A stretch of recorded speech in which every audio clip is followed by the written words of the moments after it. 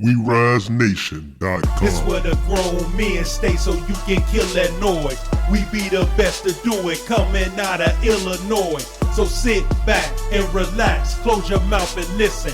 We bout to hit you with this knowledge that you've been missing. Listen closely to the Grown Men Podcast. We Rise Nation is the station with the gift of gab. We dropping knowledge on these topics that you wanna hear. We on point with it, get the picture loud and clear. If you seek it, you will find what you looking for. And once you hear us, it'll leave you looking for some more. Open the door, let us in, we got a special vibe. Now close the door, lock us in, and enjoy the ride. We about to talk about some things that make a lot of sense. And what we talking about, here sometimes will get intense. That's what we looking for, trying to spark a conversation. Join us live or you can listen on the We Rise Nation. This where the grown men stay so you can kill that noise. We be the best to do it, coming out of Illinois. So sit back and relax, close your mouth and listen. We bout to hit you with this knowledge that you've been missing. This where the grown men stay so you can kill that noise. We be the best to do it, coming out of Illinois. Welcome back to another edition of the Grown Men Podcast. I am your host, BAN, and welcome back to the show. Well, as always, we got a lot of topics we like to talk about here on the Grown Man Podcast. And of course, joining me this week remotely, of course, my brother, the Mark. Mark, it's good to have you back on the Grown Men Podcast. It's good to try to get back at it again, so we're going to go ahead and get it cracking. Yeah, yes, sir. Soon enough, we're going to be getting back in We Rise Studios. We're doing some things different. We're going to be upgrading, and we're going to be moving some things around. But you will be able to see us on video live, so you will know what we look like when we're talking about what we're talking about. But Mark, I want to talk. It's a work in progress. It's a work in progress and stuff. Plus, we got thumbnail pictures that we post on the YouTube side. That's for sure. That's for sure. We like to do our things, and we're going to do a little bit more. But, you know, we getting it together. It's a work in progress. But Mark, the one thing I want to say before we start it off, as a great man once said, what's causing all this? That's what I want to know. Yeah, what indeed is causing all this? I mean, it's so much going on and so much everything, but at the same time, we gotta take a step back sometime, reflect and appreciate joy, appreciate things that are working right in your lives. I know a lot of people get caught up into everything that's not working right, but you know, we are still here for a reason. Yeah, that is true, Mark. And the thing I want to talk about, and I know it's on your mind too, is me and you discussed this offline, does capitalism free black people? So when I think of the capitalism and, you know, trying to get more money, and it's always been said about pulling yourself up from your bootstraps, working hard, earning money, and what's wrong with capitalism? And I always say, look, I don't care how much money you make. That's really not important. What's important is everybody being able to prosper at the same time. That's how capitalism can work if everybody's involved. But if it only works for a few parties, then it really doesn't work. I mean, what's your opinion on it? Well, I mean, I think we should you know what I'm saying, break down what exactly is capitalism, and I mean not going by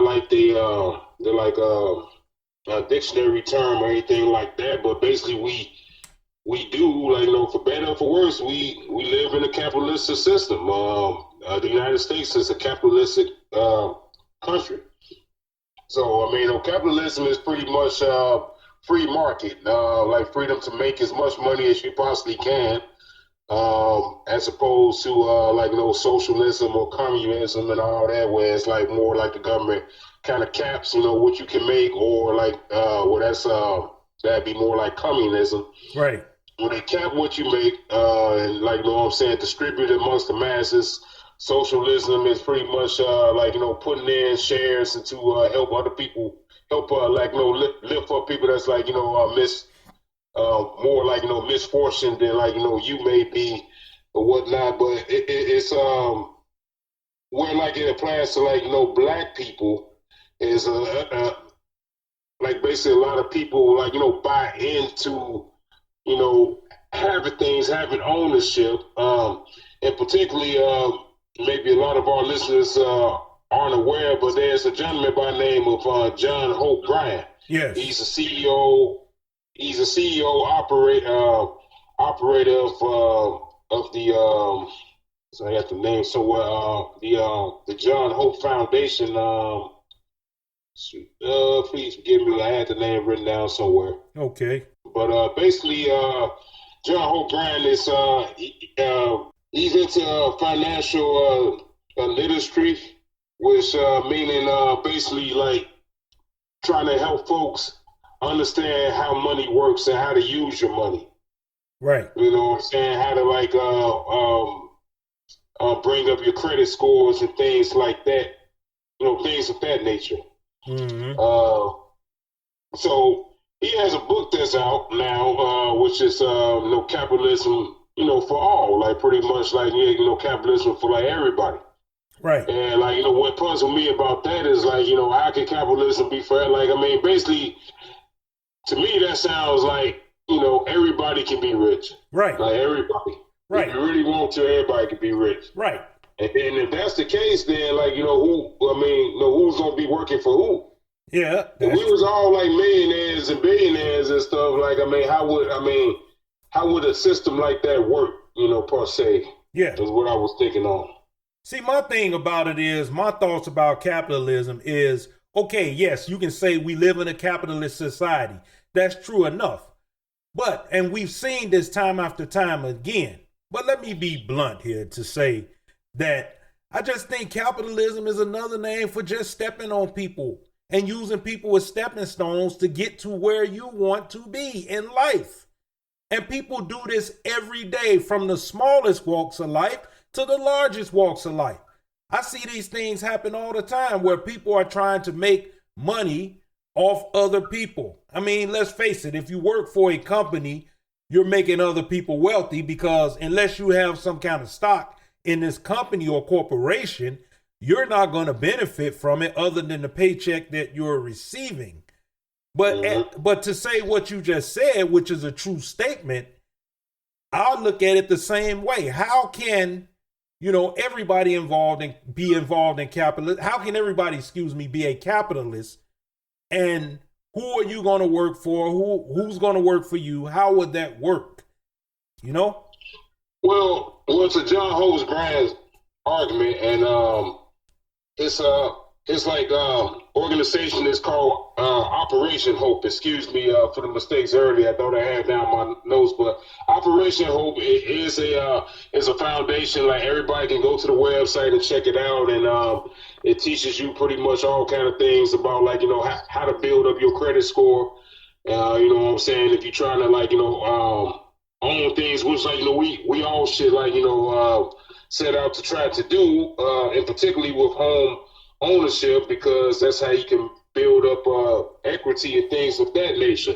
So what John Hope Bryant would argue would it come to that, like I mean everything is capitalism, from like the time that you spend money to the time you make money. Whatever you do pretty much in life is all capitalism, because money is running through that. And like like I said, he brings up a lot of good points. Like one thing I do agree with him on is where he often likes to tell a story pretty much about like if you hanging out with like what I'm saying, nine broke people, then when you hang out in that circle, that group, you become number 10. Now you got 10 broke folks.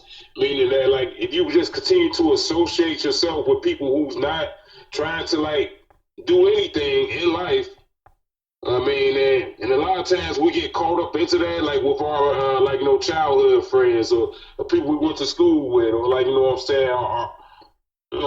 our people or whatever. And if they're not really doing anything but the same old thing, then I mean that's pretty much what you got. You're gonna get the same thing that you always got, basically. Another thing he talks about is like, freeing the mindset. Like, I mean, meaning that like you have to believe that you can do something. And like a lot of folks, They get into the belief that, oh, I'm not gonna never be a millionaire, or oh, I'm not gonna never get this job, or be able to be successful in my music, or be able to be successful in whatever it is. Think it's not gonna happen to you. Like success, I mean, you is gonna be what you are, and if you always gonna keep that mindset, then it's already self. I mean, pretty much already defeated yourself. So what John Hope Bryan tries to do is try to break people of thinking like that and having more belief in oneself.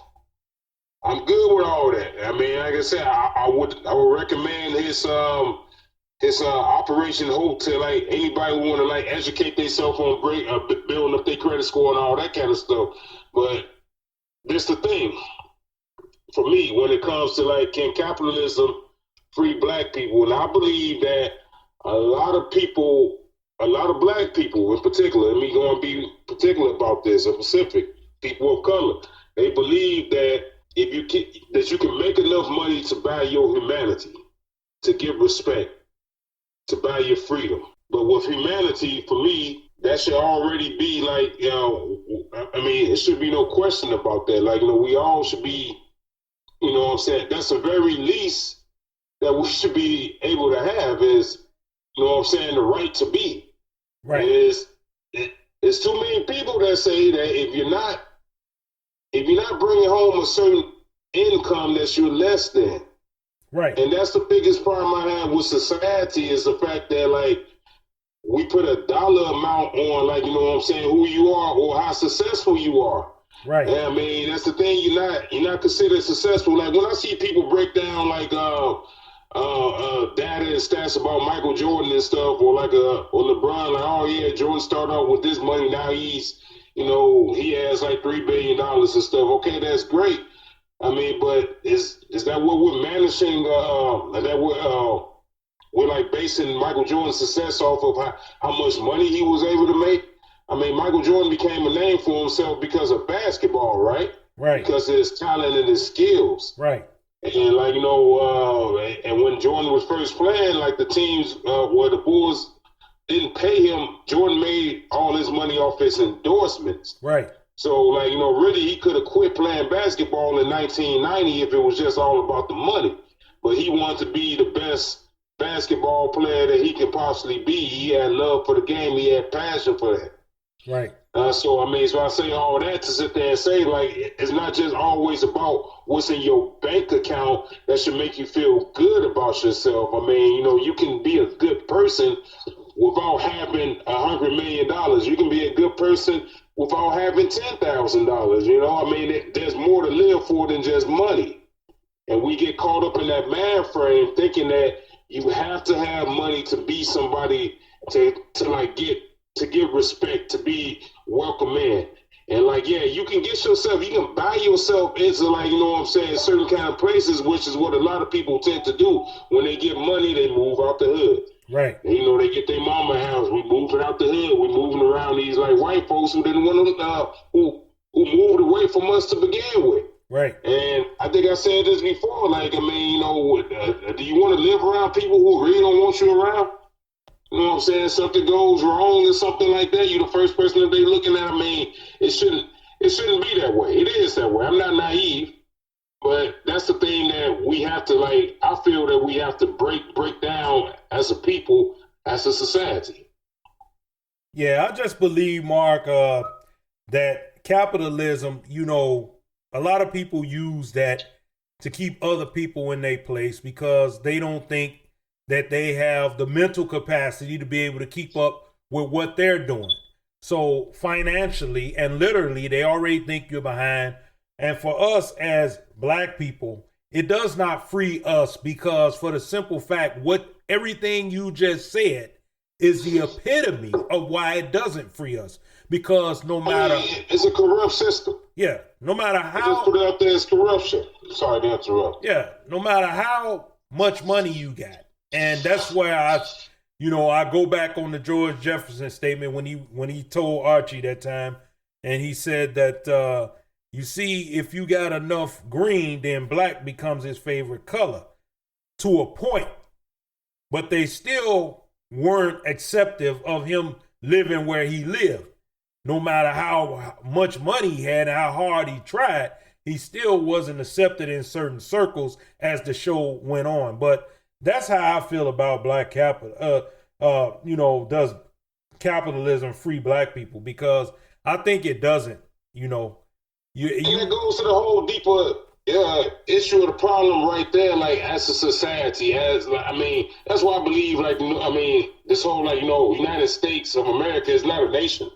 We're if anything, we should be called the divided states of America, because everybody got their own thing going on. Depends on what states you're living in, and that's pretty much the problem. Like, if we really want to believe in the American goals of having a society where you got all different people from all colors and sizes and shapes, whatever, come together as one.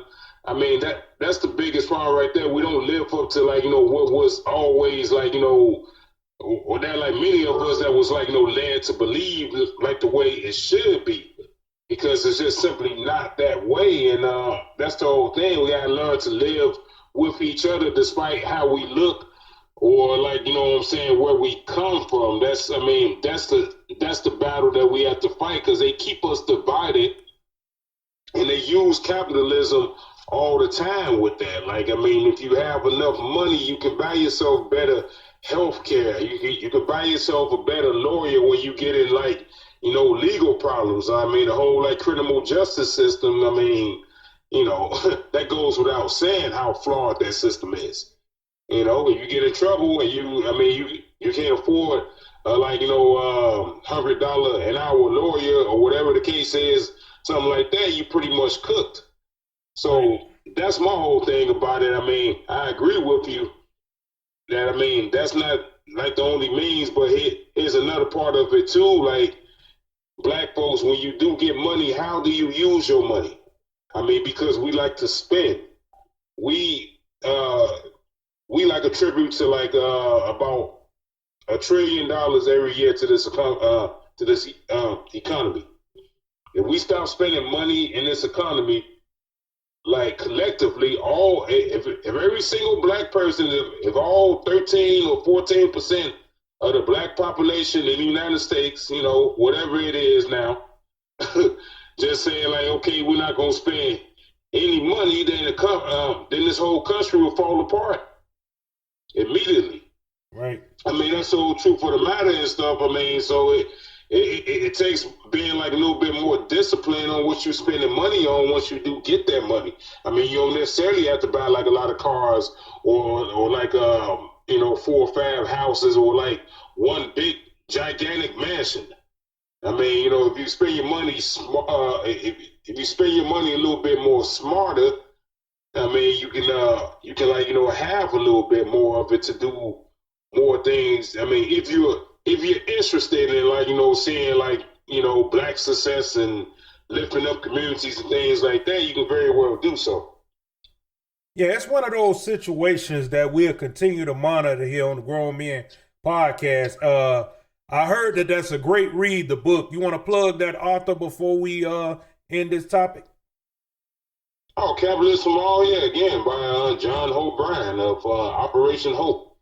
So yeah, go ahead and give it a read, check it out. Hopefully in the book, he breaks it down better than he did on the Roland show. Like I was telling you, it's pretty much he kind of get a little bit of word silently, which I don't particularly care much for. Right. It's I just need things to just be broken down a little bit more simply and direct. But yeah, that's the book, Capitalism for All.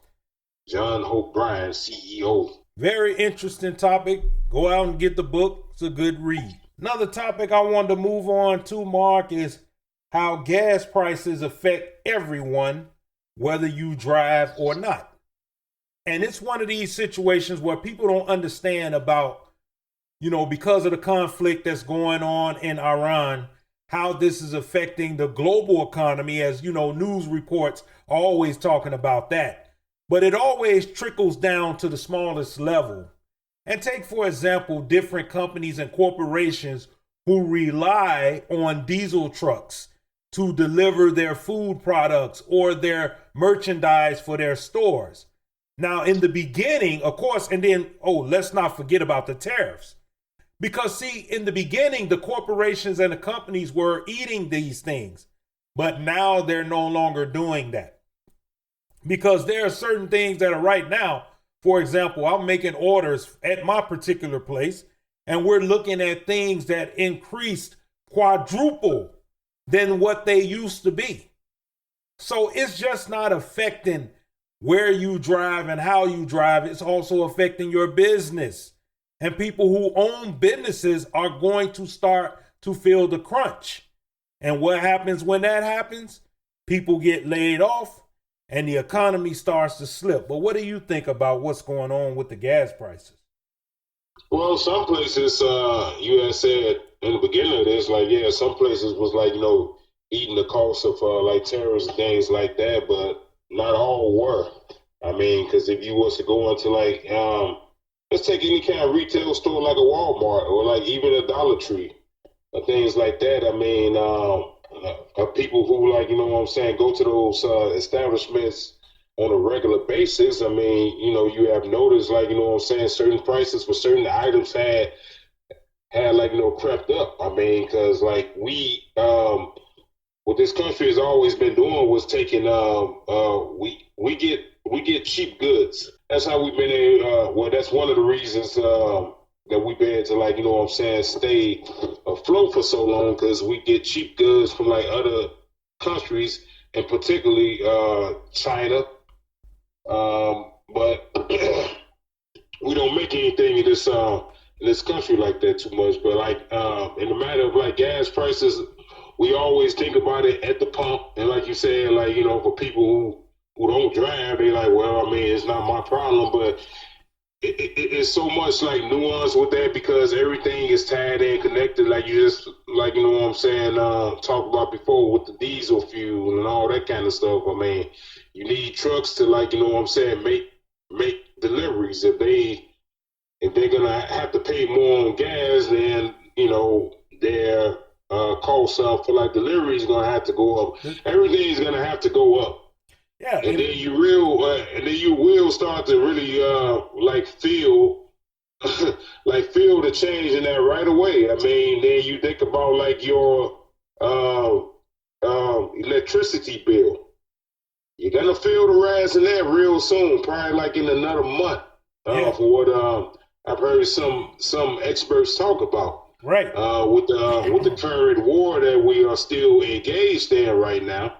I know a lot of people it was like a lot of stuff that came out, going back and forth. But right now, they're like Iran and U.S. conflict, war. What's the other cute word they like to use? Scrimmage or whatever and stuff. Whatever you want to call it, is still going on. And it's still costing everyday American people money.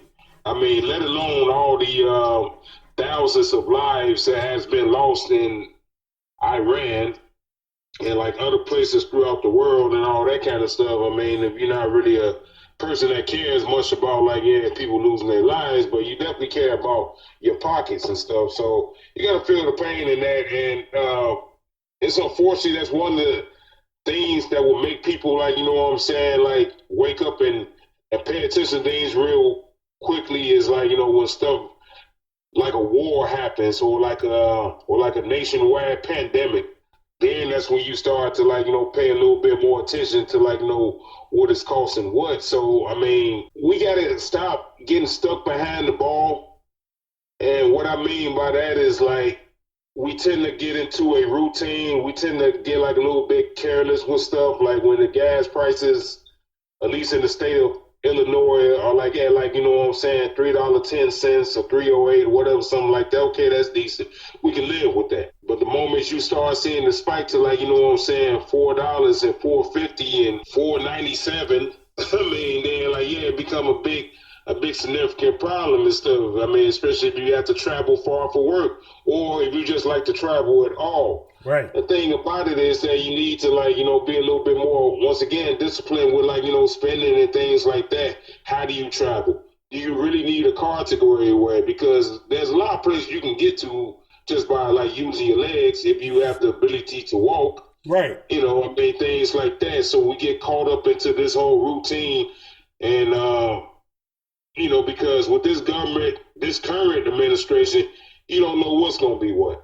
Right. I mean, it's like, this is something that we really need to wake up and realize that we can't rely on them to do the right thing, because even if once you get rid of this felon 47, it could be another person just as worse, or you might get a decent president for a little while, and then that guy can get, took it out, or lose the next election or whatever the case. So it's like a wake up and pay attention to what's going on. Like, you want to be informed as much as possible. Yeah, it's one of those situations where people tend to think that it doesn't affect them, but it affects everybody's bottom line. When it comes to companies, these companies that employ you, they can lay you off, they can fire you, or they can completely shut down. So this is a very important thing that we're going to continue to monitor here on the Grown Men Podcast, because people need to know how the gas prices affect them, even if they don't drive. Another topic I want to talk about, Mark, is something we wanted to talk about and we have been discussing, and that is the latest drama surrounding Kanye West, his reemergence into the public limelight, right? So there have been a lot of people who are saying, yeah, we glad to have him back. And there are other people who are saying, no, we don't want him back. So what's your take on what's been going on and the buzz that's surrounding Kanye West? Well, I wouldn't necessarily say that we wanted to talk about him or who he's looking for, but okay, so most people are aware of Kanye West, has been a very controversial figure, to say the least. For pretty much most of his career, one could argue, maybe not when he very first came out, but like once he first got a taste of superstardom from saying things like George Bush don't care about black people to right. All of a sudden wearing a red MAGA hat and calling Donald Trump his best friend and all those kind of things. So it's an old deal. Like Kanye, over the past 6-7 years, maybe longer, has been doing some very questionable things and made a lot of statements that that left a lot of people scratching their head. When he talked about slavery and being a choice, that nobody, no black person in the country had to be a slave, but they kind of chose to do servitude. I don't know too many people who would be willing to do that, but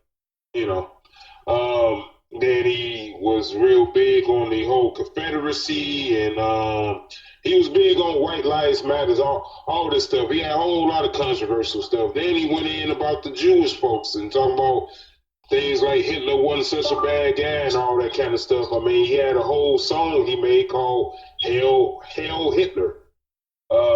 That was about almost less than 2 years ago. So, since all that happened, and also, running for president for a Vanity Fair project, whatever the case is, he kind of disappeared from the spotlight. And I believe it was last November, last winter, he had reemerged. He came out. He dropped a statement in the New York Times, I believe it was. I'm not too sure. But basically, he was talking about things about his bipolar issues and apologizing for a whole lot of stuff he had said. Mainly, he was reaching out to the Jewish community. He wanted to apologize for his anti-Semitism and all those type of things. Now, fast forward to about a couple months ago, he's now have a brand new album that he's dropping. How convenient. And so a lot of people feel that the whole apology was a prelude to him coming out with another album, because he hasn't really been making too much money. The well has kind of been running a little bit dry. Not saying that he's completely broke, although I believe he did file for bankruptcy or something like that a while ago, maybe a few years ago. But so the whole thing with Kanye West is, I say all that to say is he welcome back into our circle, the black community, because we understand that, a lot of Jewish people, they don't have a short-term memory, and like the things he have done that got him, like, you know what I'm saying, kicked out of a lot of things, like Adidas. He lost his Adidas endorsement. He lost the other kind of like significant business deals that he had Yeah. for a long while. He also was going to have a tour, as we talked about off air, going over to Europe. I can't recall the name of the festival. Yeah, it was some kind of festival. On that. It was some kind of festival that they were having over there. And at first the promoter was behind it saying, yes, you know, we have to respect the artist, and he's trying to find redemption. And so, yes, we're going to have this concert as a big deal. And then people made noise, and all of a sudden they canceled his appearance. See, yes, here's the thing, and what I've said before, and I've had a very strong opinion about this for a while. The man has issues, yes. He's looking for redemption, that's fine. But you have to actually do the work and be real about it. Don't be fake. You did some terrible things and said some terrible things. And people are not going to easily forgive. Now, that's the one thing that I get mad at us as Black Americans, because we don't see anything else when it comes to certain people. And as I said before, some of these people quick to throw R. Kelly under the bus, and they'll never give him praise. But they'll give other people praise based on the fact that they like them better than the others. And I think that's wrong. If one is wrong, the other one is wrong. They're both wrong, and they have to do the work if they want our acceptance back into our circle. They have to earn that. I mean, that's a matter of opinion with like R. Kelly, because I'm not too sure that, like, you know what I'm saying, people wouldn't go out and like support him if he was to put out while incarcerated. But Mark, I push back on that by saying there aren't enough people that will, because he has issues too. So it's not like that. You know, that's my thing about, you know, Black celebrities, and we favor one side or the other, or how bad did they do. It's just like they accepted Chris Brown back, and they play his music constantly on the radio, and he said and did some very controversial things. However, he's accepted back.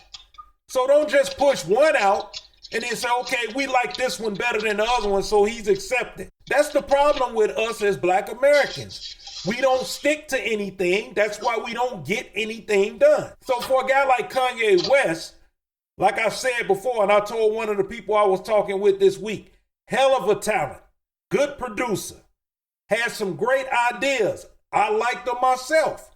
But when you do things that go against my people, I'm not going to easily forgive or forget that.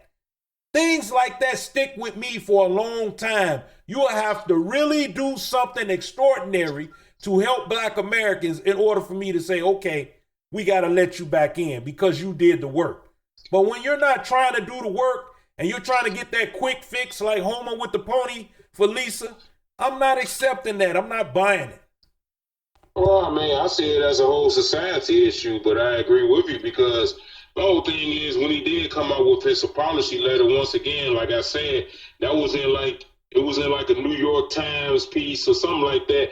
Basically, it was in like a white mainstream publication. Right. I mean, he didn't sit down with Ebony magazine, if they still around, or like Essence, or like he didn't sit down with like a Roland Martin or D.L. Hughley or like, you know, anybody that's in like any Black media space, right? Joanne Reed and stuff. Like, he said, I don't know those people. I don't think he even really did an interview, but he did once again publish a statement in a I think it was the Wall Street Journals, actually. Right. If I'm thinking about it, but whole point is that he didn't like really. I haven't seen anything about him, like, you know what I'm saying, like, you know, reaching out to, like, you know what I'm saying, Black people in particular. I mean, he did mention something about, like, yeah, he shouldn't have said that, like, about the whole slavery deal in this, like, you know, statement. I think it was like a couple sentences, but it was mainly about his, like, you know, anti-Semitism and things like that, trying to ingratiate himself, you know what I'm saying, back with the Jewish people because he recognized that Jews hold a whole lot of power Exactly. and all that kind of stuff in this country. You know what I'm saying? For whatever that's worth, or whatever the case may be. I mean, again, like what you saying is absolutely correct. It's definitely on point. I just feel that in this generation, in this age of social media and stuff, we kind of tend to like, move so quick. Like we got that like attention span of a squirrel. Like, you know what I'm saying? As soon as like, something else happens, we looking over here now, we looking over there now. But we definitely do hold certain people like, in like harsher terms. And like when it comes to R. Kelly and stuff, I mean, yeah, me personally, I don't think nobody should ever forgive him at all because he done some heinous things to black people, to black girls in particular. If he was doing that type of stuff to white girls and stuff, and I mean, and his last name wasn't Jeffrey Epstein, and I mean, he would have been got done a long time ago. Yeah. I mean, quite frankly. And then furthermore, I mean, like I always said before, like, I mean, yeah, hold R. Kelly accountable, but hold everybody else who knew about it. Because it ain't like that people did not know or was not aware of these things and stuff. I'm talking about from all the, like, artists that he shared the studio with or he staged with, all the producers, all the record companies, those rich whites who CEOs and in charge of these, like, record distribution companies and all those type of folks who I'm quite sure heard some wind about whatever and decided to look the other way. Nobody ever talks about them. Yeah. Nobody ever want to hold them accountable. I mean, if we supposed to be a good society, and yeah, you don't want to see like things done to like minors and all that kind of stuff. I mean, I completely agree with that. I don't think like no young woman should be taken advantage of in that type of way. But again, you had so many people that chose to look the other way. They should all be held accountable too.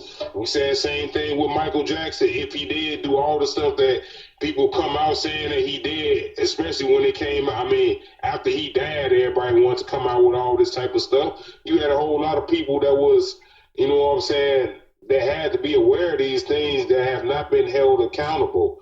So for what I said is like when it comes to like Kanye West, because his streaming numbers has been pretty well, which means that people are actually buying and listening to his stuff. I mean, because it can be a little bit nuanced sometimes because some people will be like, well, you got to like, you know what I'm saying, separate the like, celebrity from the person, whatever. Like, oh, personally, I wouldn't like him, but like, I like the work he done. Just like you said, he's a good artist. He's a great artist. I mean, I would fall short of calling him a genius. Well, I ain't gonna. I'm gonna cut you off on that because that's the same thing that the analogy that Willie D was talking about on one of his podcasts I was watching, where he said people say that all the time. You separate, the artist from the work, and then that got me to thinking because I said, okay, if a known Ku Klux Klan member made a good song or a good food that you like to eat,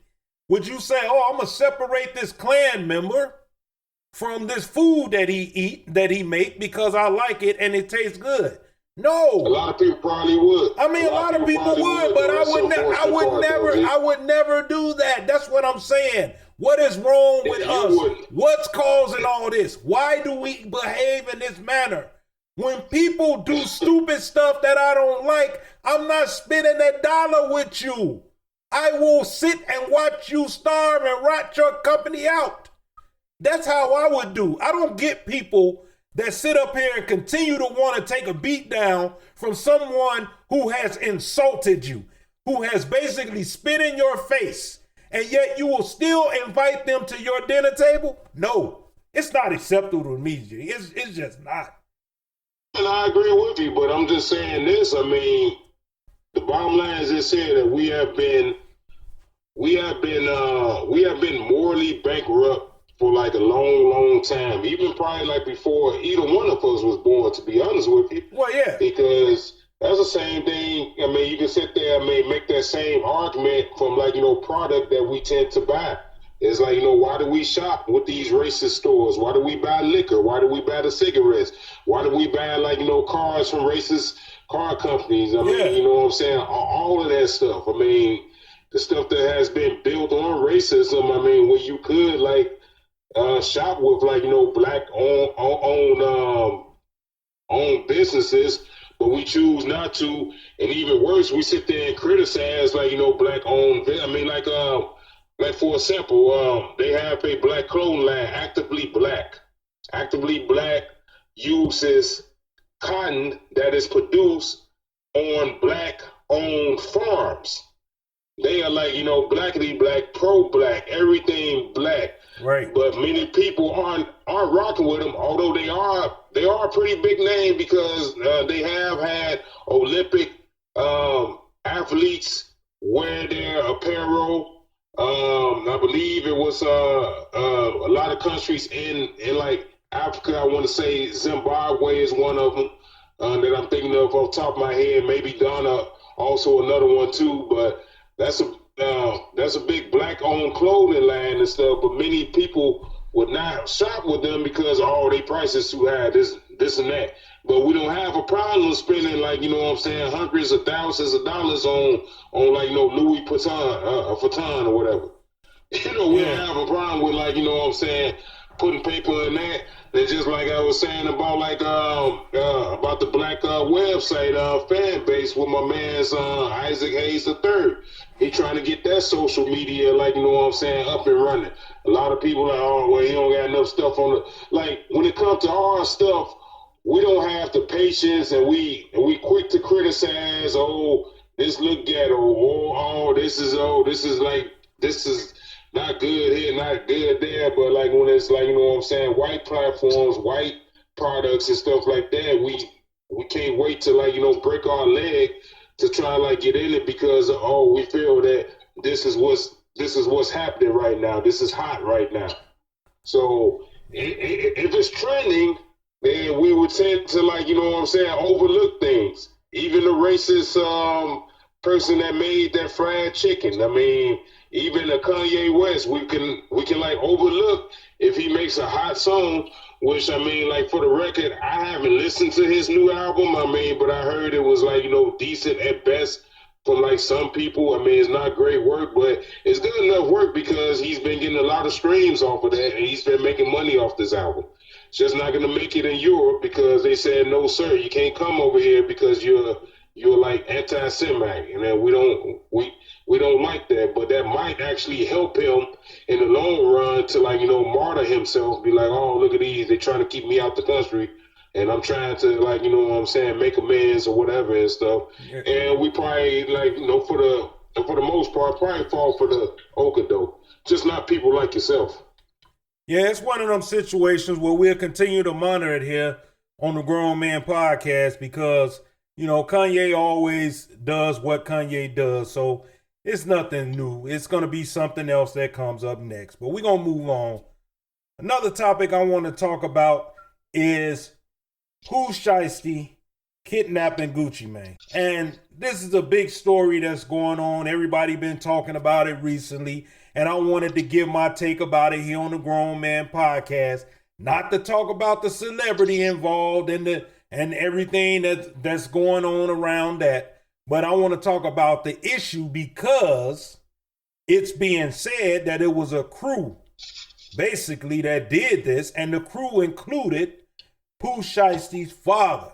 I forgot his name, Big something, whatever his name is. Like I said, I don't have it written down in my notes. I'm not familiar with these people's names because I don't follow them like that, but I do follow these stories like that because they happen all the time. And that's what I want to talk about.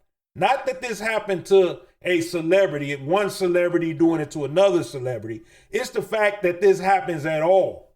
And especially in the black community, where black Americans continue to do things to dishonor black Americans. But what do you got to say about it? Well, I mean, it was a contract dispute. And just like the Suge Knight situation right, back in the 90s. That's what I told someone I was speaking to, not to cut you off. Earlier this week, we had a conversation, and I was saying a lot of people try to equate this to Suge Knight and what he did when he went in there on Easy, which everybody has once again, I'm not going to go down that road like everybody else because it's been disproven that that didn't happen. And even so, Easy still made money off Dre's album after that. So go along with your statement. I mean, I just bring that up because, yeah, that's a well-known tale or whatever. I mean, like, how much, like, you know what I'm saying, factors into it is, like, you know what I'm saying, not for me to say because I wasn't there. So I wasn't even there. But, I mean, that's one of the, like, you know what I'm saying, known stories out there. Also, like, you had, like, you know, TLC doing stuff or whatever, burning out. I mean, it's just, my whole thing is a contract dispute. I mean, like, you know, you would think, or I would think, I just speak for myself, like, you know what I'm saying, in this day and age, there have been better ways to, you know, like, you know, handle such situation like that without resulting into all of this type of stuff like that. Like with Pooh Shiesty, he's a guy that's pretty much been like in and out of prison for like, you know, a good significant part of his life. I mean, he actually just got out before this alleged incident has happened, because I believe this is still up in investigations right now, trials and what have you. And like a lot of part of it is like, you know, people like a Pooh Shiesty. He has made his, like, you know what I'm saying, reputation based off his like street activities. I mean, I guess he wanted to, like, you know what I'm saying, he wants to live up to the persona, and I can understand that. That's what has, like, you know what I'm saying, gotten him, I guess, like this far with his like his rap career, is to be, like, you know, to be true to who he is, you know. I mean, well, with the name Pooh Shiesty, he's shiesty. So, but I mean, so there you go. He's living up to his persona. But I'm gonna push back on that a little bit more, because if you're so tough, like I was telling somebody earlier this week, if you so tough, you hold that head up high in court. You don't put that head down low, trying to put shame and hope that the judge have mercy on you. No, you hardcore to the fullest. Take it with you. Just like these young dudes that just got it. One dude just got it for killing the police officer here in Chicago, 22 years old. They say take them double nickels with you.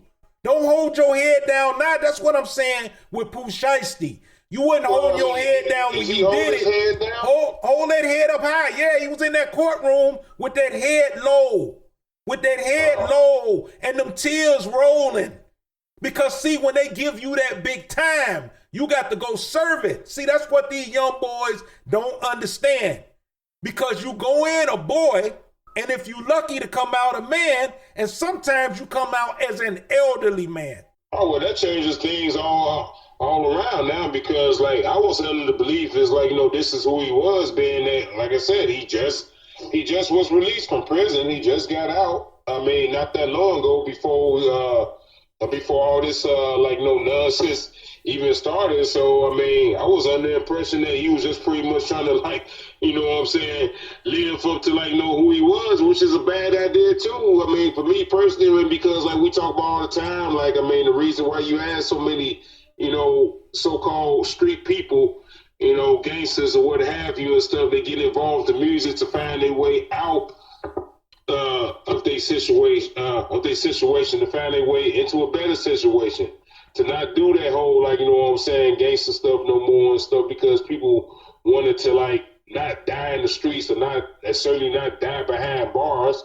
So, I mean, for, like, him to be, like, you know, behaving that way, I guess that would kind of, like, definitely, like, significantly, like, you know, hurt his whole, like, you know, reputation. I mean, as far as his, like, music goes. But again, this whole situation, he said that his dad was involved and stuff too. I mean, it is, and I don't know how old any of these people are, but I'm assuming Pooh Shiesty got to be, like, at the very least in his 20s, which would make his dad probably anywhere. His old man, somewhere in his 40s. Somewhere in his 40s, between the age I am now, you know, between the 40s and the 50s. So that's what I was telling my man. Right? That's what I told my man the other day. I said, what I look like telling anybody at the age I am now, yeah, youngin, get out here and post up, do your thing.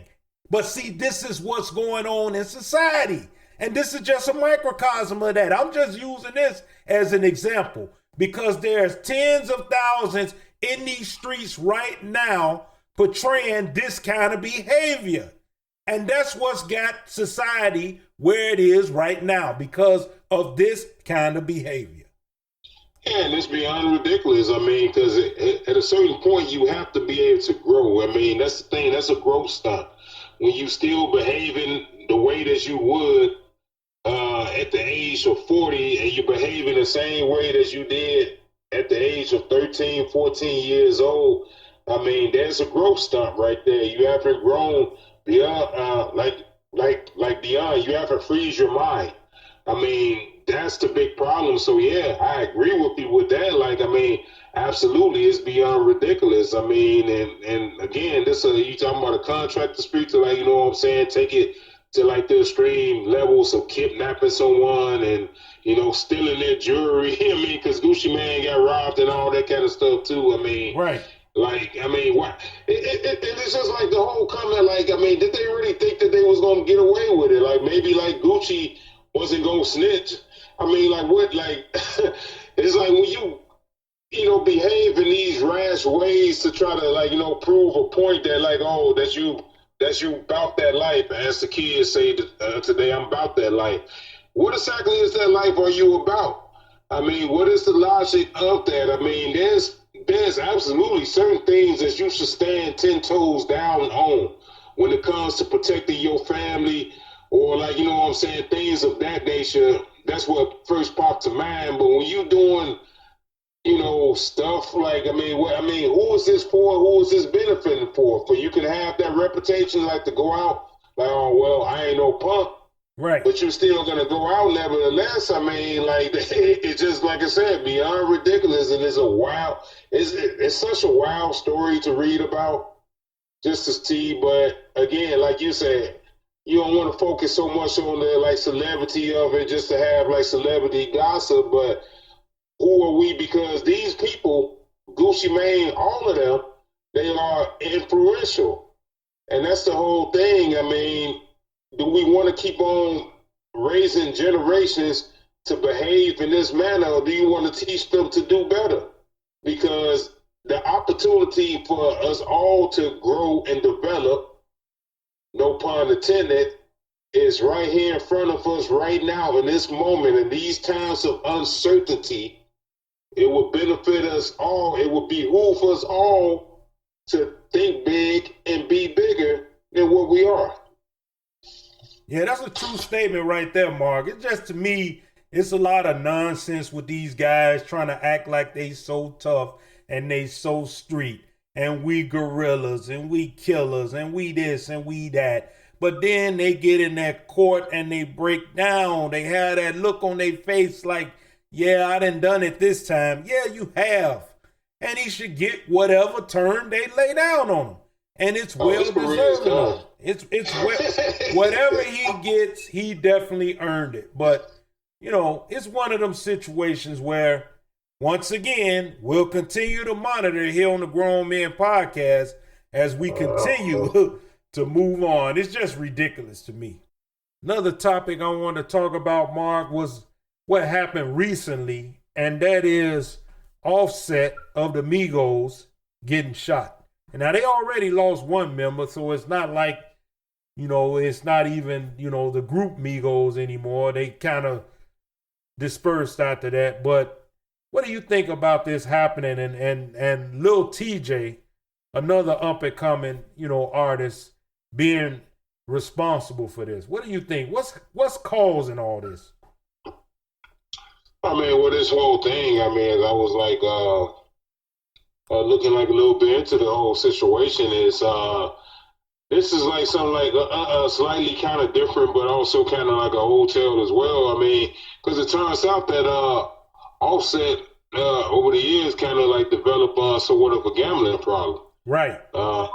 To an extent where he where he owes a number of people money. Mm-hmm. Perhaps this guy, a little TJ or whatever. I mean, that could have been, like, you know what I'm saying, the reason why, like, he came at him like that. I don't know for sure, but Offset, I know for one, I believe DJ Academic, he owes like about $8,000 to, and And like the Migos story as a whole itself has pretty much been like, a tragic story because this was at one point a very hot hip hop group. I mean, it's pretty much on top of the world till like, so much tragedy took place. So I mean, with this like one of those like what I'm saying situations where it's like bad habits unfortunately die hard if that's the case. I mean, right now, as far as we know, that it was it wasn't a major shooting, or I should say that there was no major injuries that occurred for Offset. Yeah. I mean, hopefully this could be something that could be a wake up call for him. I hope that it is, because I'm tired of seeing black brothers' blood being spilled for whatever the reason. It's just unnecessary violence. You have a lot of money. You have avenues and opportunities to do a lot of great things. All these artists, all of them, they have an avenue to do things that guys in my era wish they had, and yet they're squandering and throwing away these opportunities for nothing. It's ridiculous. Yeah, I mean, it is. I mean, again, you get kind of caught in that lifestyle, and for what, like I said, I don't know what's in Offset's heart or whatever the case is. Like maybe this is an outlet venture he took to, like, what I'm saying, to try to help him cope with all the things that has happened in his life and with his friends and all of that. I mean, but in the case of, like you just alluded to, the fact that he have managed to make some money in the music business. I mean, that's something that, like, a lot of people who do make money in the I mean, like, however they make money, you make that big money in, like, entertainment or whatever, right? I mean, take some of that money and try to maybe get the help that it seems that you need. Because, I mean, clearly he needs something. He needs another avenue instead of, like, what I'm saying, like, gambling money away or, like, borrowing money and never paying it back. Yeah, that's a big deal, Marv, because a lot of these guys right now, especially with the sports betting that's going on, and we've talked about that before here on the Grown Men podcast, and I have my opinions on that. But with sports gambling and all these different ways of making money and getting you to spend money, or you're going out to Vegas, you're balling out with your guys, you're doing it real big, everything is good, you living that life, right? And then suddenly a tragedy happens, like losing one of the members of Migos, and then it drives you deeper into depression and despair. So you start gambling, you start drinking and drugging, you start doing all these things more now so than you did before, because you're trying to fill that hole or that void in your life. That's the way it is sometimes, right? But then there's I completely agree. Yeah, but then there's other times where we just engage in reckless behavior because we want to engage in reckless behavior. Because I know a lot of people who didn't have issues, and yet they chose to go down these same familiar paths. Why? Because their structure of their foundation is not solid. And if you don't have a solid foundation, in other words, the people that are around you have to be sound. You have to be mentally sound to deal with the people that are around you. And you damn sure better make sure that your family is living good. Those are the essential things when you have a celebrity status and when you're a star and you got star power and the ability to do things that ordinary people are not able to do. It's a big responsibility. And a lot of these guys just don't get that, Mark. I think we find ourselves trapped in that lifestyle. I mean, especially when you're a celebrity, and I mean, when you come from nothing, which, like, a lot of people, like, what I'm saying, come from, like, not having much, or, like, average at best, like the lifestyle where, like, everybody's like kissing your ass and opening doors for you and all that kind of stuff. You just kind of get caught into that whole way of life. And there's nothing wrong with going out and having some fun, doing the Vegas things and, things of that nature. I mean, we like to do that, but again, like we had talked about earlier, we talked about on the other shows, is like, changing that hat. Well, not even so much of, like, changing that mindset, Um, but like growing beyond that mindset, like what's next? I mean, is that what life is for you? Like, I mean, because we fantasize about the whole lifestyle of having like what I'm saying, millions of dollars in our pockets and going on jet trips and boat trips and jet skiing and all that kind of stuff and all of that. I mean, it never be enough though, does it? I mean, it's like you have to grow like beyond and see what else you can do. I mean, you would like to like what I'm saying, see more people who do make it, try to open the door to like get everybody to make it as well. Yeah, I agree with that, Mark. I agree with that statement 100%. My thing is do they really come from nothing? Because see, a lot of these guys come from working class families, right? Where the families, they grew up and they had the video games and they had everything else that people in my generation, in my era, didn't have. And they didn't wild out like this. See, that's the thing that gets me, is that I think, yes, sometimes it comes from hard times, but then again, I just think sometimes it comes from the era that people grew up in.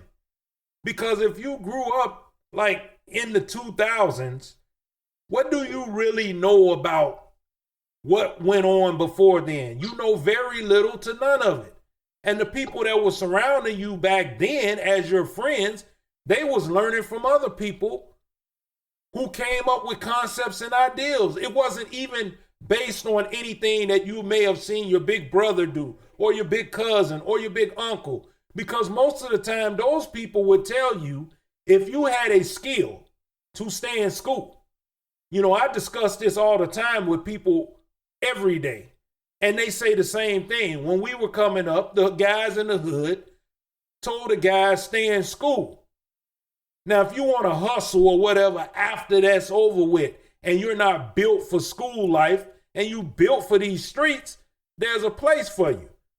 But if you're not built for street life, they don't want you on the streets. They want you in school. That's what the OGs used to preach.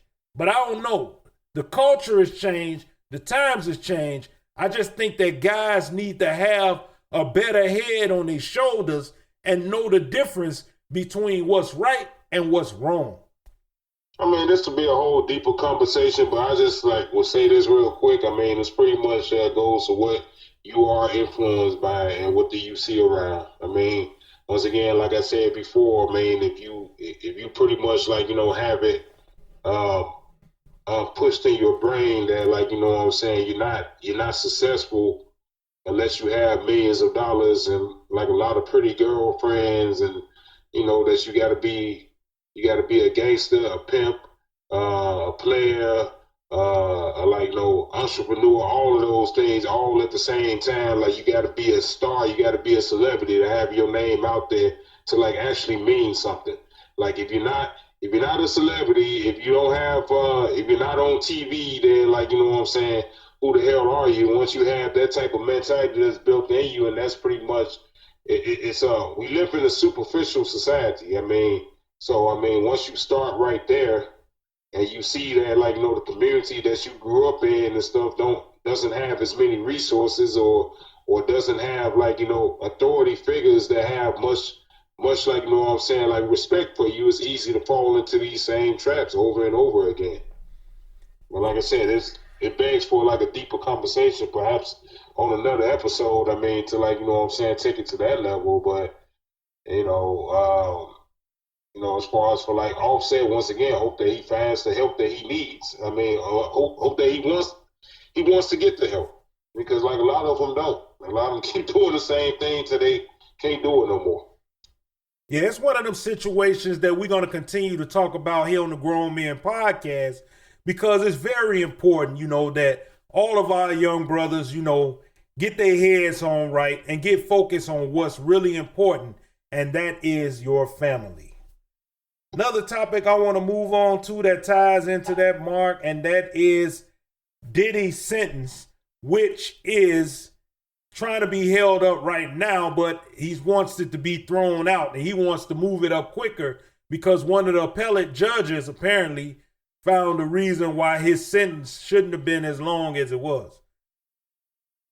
Well, I mean, it's a situation where, Diddy, who's a person that's like, very successful. I mean, like, financially, successful, can like, buy his way in and like, out of situations. And it's one of those things where he has connections, and it begs to the question of rule of law. I mean, once again, like, whether you a fan of Diddy or not, I mean, it shouldn't have nothing to do with it to begin with, right? Like, everybody seen that video that was posted online with what's the artist name, Cassie, I believe. With, yeah. Be like drug her in the hotel lobby and hallways and all that craziness. I mean, that's something that should never. I mean, there's no reason, no excuse to like ever have that happen to like anybody. Then to have it on video camera, then all the news breaks out with these wild Diddy parties and the baby oil and all that kind of like excessive stuff. Like, I mean, it should just be broken down to, right and wrong. This whole thing, man, like if he was taking advantage of people and doing like, even a fraction of the stuff that he was accused and was like eventually incarcerated for, which wasn't for like a whole long time. I mean, I think he got like 6 years, something like that, right? Maybe even less than that, right? I mean, it's the fact is that this is another situation where like, the rich and the powerful seems to like, be able to buy their way out of stuff. Well, it doesn't hurt his case that you have a felon currently sitting in the White House. So that doesn't hurt his case as well, because everybody who's a felon, everybody who's a felon right now who is in prison is trying to curry their favor with Trump by saying, oh, yeah, I'm with Trump 100%. Or they got relatives out here on the streets, especially us as Black Americans, saying, oh, yeah, man, Trump is the man, because they're trying to get their relative out because, felons flock together. But they don't understand that the low-level felon is meaningless. That's the problem that I have right there, because unless you got money to buy your way out of this situation, it's meaningless. Now, for the crimes that he committed, that's still where it gets cloudy with me, because what did he actually do besides have wild freak-off parties, which, as I said before, I don't give a damn about, and it doesn't mean anything to me. And the people who are involved in these things, a lot of people are saying the same things they were saying in the R. Kelly cases is, nobody said anything until the checks stopped coming. And that's my issue with all of this stuff. And I agree with you. I mean, you would think that a stronger case, because they did spend like over a year like investigating, everything.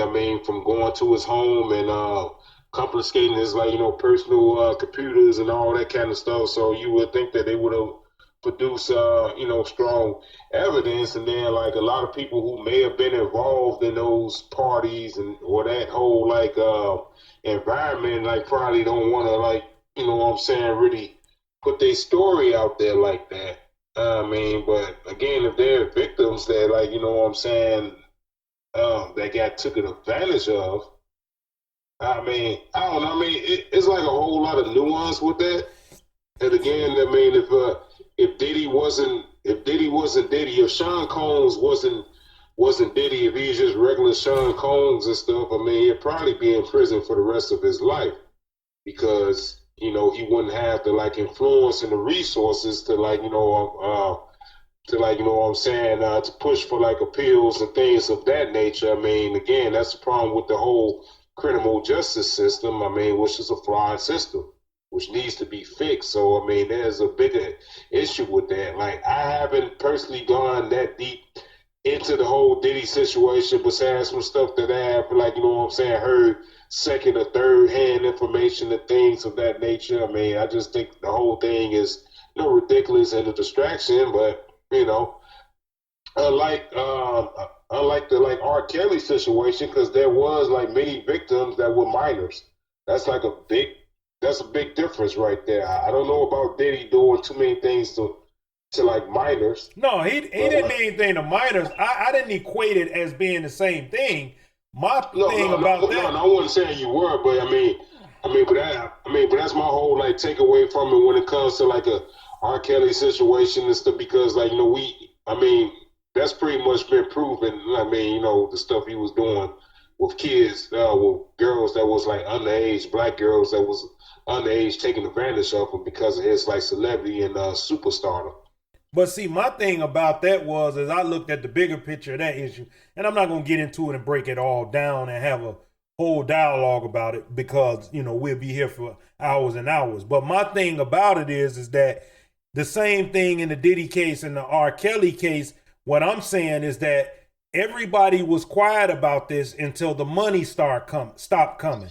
When the checks start coming, like with the women that was involved in the Kelly situation, when the checks stopped coming, then there was an issue. In the Diddy situation, when the checks stopped coming, everybody came out of the pocket with issues, especially the men. And that's the thing. That's the thing that I have the problem with, because you have grown men that were saying, yes, I was forced into this. By what? I would have loved to have seen Diddy try to force a Raekwon or a Ghostface Killer or any of them New York boys and the Wu-Tang boys into anything and see how far he would have got with that. Because, see, that's what real men would have did.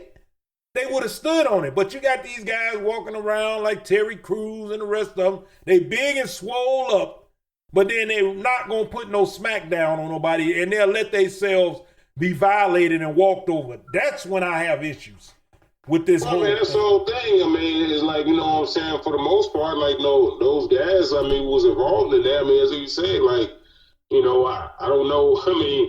Are they trying to say that they was paid to do it, or whether, regardless of being paid to do it or not, if you did stuff or like had stuff done to you, it's because you wanted it. Right. That's the whole thing. Like, because you have a lot of these like people that be like on the down low in the closet and stuff.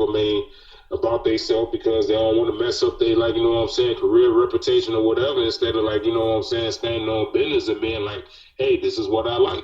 Yeah. If that's a sex kink that you get, hey, that's your business. But the problem is, like, society, or like, what you built your reputation and career off of, that may surely take a hit because we simply haven't developed enough as a country to, like, deem those type of behaviors acceptable, or somebody's going to be judgmental. I always say all the time, I don't care what anybody does in their bedroom behind closed doors. I don't think any of that stuff should be, public. If that's how you choose to be, then accept who you are. And that'd be a problem with, like, a lot of people. We don't accept who we really are or what we really desire because of, like, all kind of number of reasons. So, again, that shouldn't make you less of a man or like a human being.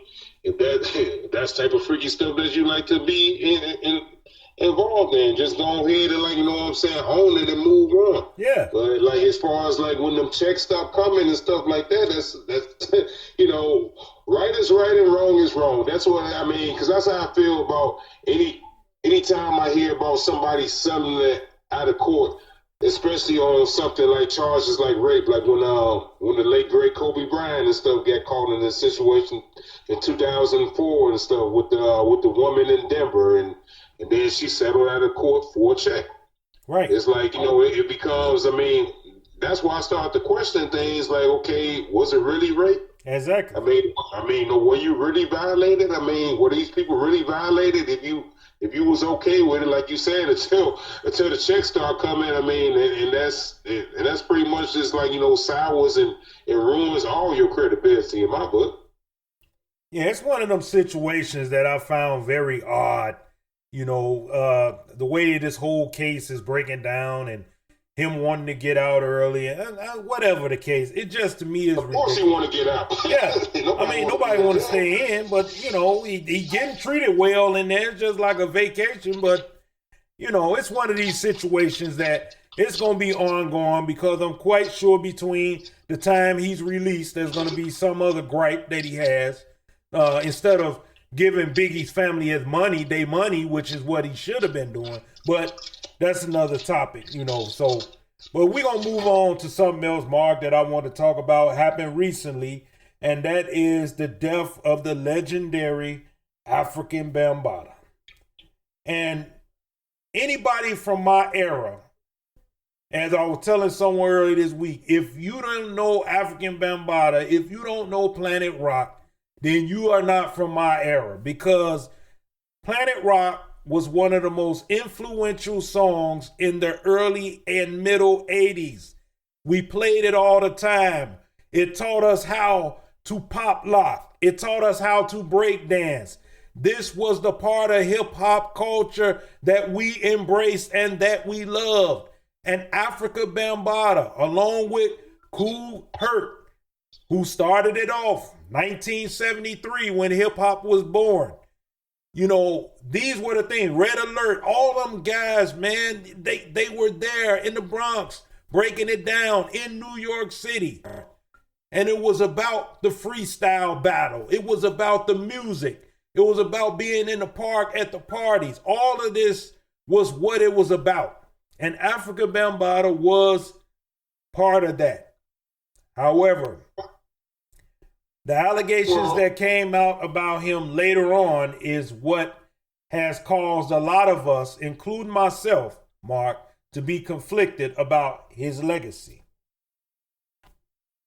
I mean, here's the thing I was going to say real quick. I mean, you had opened up by saying, like, you know, if a lot of people weren't aware of, like, who he is. And I mean, this whole thing, like, a lot of people were aware about who he was, but just not knowing it, because you just sit there and say with the like from the pop lock and all of that, he was very influential in like the change and style of music, and it'd be so many things that we just do because we feel a certain way about something and not realizing why we feel that certain way, and that is because of the culture, that is because of the, like, you know what I'm saying, history. We just like unaware of, like, you know what I'm saying, who started what or like anything like that. That's how we stay connected, even way back from, like, you know what I'm saying, like the things that we was doing in many tribes from the continent of Africa and stuff. I mean, we do and behave, like, you know what I'm saying, certain ways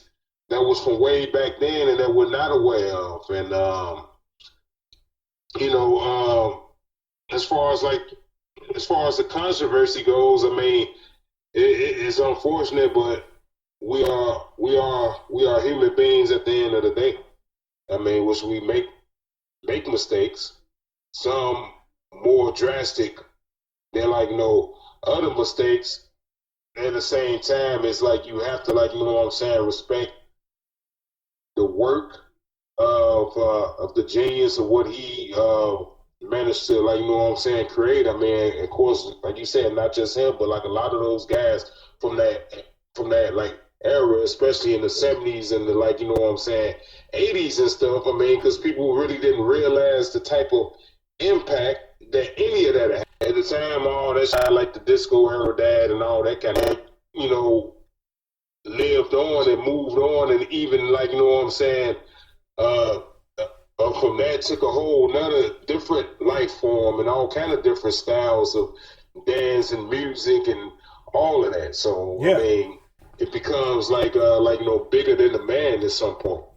Yeah, and to tie into that, we also recently lost Cheryl the Pearl. She was one of the first pioneer female MCs. Of course, we know Angie Stone as well. They had the three. Yeah. It was the three of them in the group. And now two of them are gone. There's only one left. So we're watching these legends pass. And with Africa Bambaataa, you know, I recently listened to Willie D speak on it. That's Willie D, big man in hip hop and music. And he said that, like the same thing you just said, Mark. He said you respect what he did as far as the hip hop, but then you have to look at that other side and say, hey, when you mess around with kids and children, you know, and things of that nature, you know, people say they have to draw the line. And of course, they're saying that there were people that around him who knew, others didn't, but a lot knew, and they didn't say anything because they didn't want the movement to be disturbed. But then, however, the Zulu Nation that they did come out with a statement saying that they apologized to the victims and things of that nature, you know, when this happened. So I don't know how I feel about it. Like I said, I'm conflicted about it because it was somebody that I like, but as we spoke earlier when we was talking about other artists as well, at that time you have to say, hey, I can't get down with you like that. I can't honor you because of what you did. You know, as much as I enjoy and love the music that you made, and also the commitment that you made to making sure hip hop, you know, was something that would live on, you also have to look at, you know, something that unfortunately is a stain on your memory. Well, man, God takes it takes a level of like honesty, because that's the whole thing. Like, I mean, for like so many of us, like, you know, people who we like look up to, and not even like stars and celebrity, but people in your own family and stuff. I mean, there's people that have done things, you know, in their family that was like, you know what I'm saying, disgraceful. I mean, we have to like address these issues and deal with it, and that's kind of like the big problem with society as a whole. There's a lot of these type of issues that we don't want to address, or we don't want to. I mean, same thing like with Caesar Chavez that came out, what, a few weeks ago. Yep. And I mean, you know, and his thing, being involved with, like, you know what I'm saying, minors, young women, and Yep. and, like, you know, forcing them to do things. And, like, you know, this was a big part of like the labor movement out there in California for like the Mexican people. I mean, he's been like iconic, but they had moved pretty much swiftly to, like, you know what I'm saying, change the name, because I believe they had a holiday named after him. Yeah, they had a took his holiday. name off that holiday. Yeah. Because of the things that he have done, because we have to address these things. And like, even with like Africa Bambaataa, like, you know, that's something that we have to address. Like, we acknowledge the work, and like Friday did that work, but I mean, in order for us to move forward as a collective, I mean, we have to, like, you know what I'm saying, deal with these issues, and not deal with it the way that, like, you know what I'm saying, people, like, you know what I'm saying, outside of our community does, when they just, like, you know, just sit there and just want to, like, you know, tear somebody down like they do with a Bill Cosby and stuff like that. Oh, he's a disgrace. Or like, you know, O.J. Simpson. Oh, my God. I mean, you know, and just like try to erase everything else that they have done in their life. It's not so much, I mean, about like erasing the positive things, but you have to address the negative, and we have to learn from it. Yeah, it's, you know, with Cosby, you know, it's one of them situations too, as the same with African Bambaataa is that Bill Cosby put a lot of black people to work. That's some things that people have to understand. He put a lot of black people in school and through school. So that's a lot of things that people have to understand, that the contributions meant something to a lot of people. Yes, there were people hurt, and you have to talk about the negative. But that's something I wanted to ask you too, Mark, because it's right here with this African Bambaataa situation is, what do you think about people being too quick to, I don't know, embrace people and say great things about people when you really don't know them? It's like I was talking to someone the other day, and I was saying it's kind of hard to really, you know, embrace people or say anything good about them, because as soon as you do, you find out there's more space dust on the parchment here.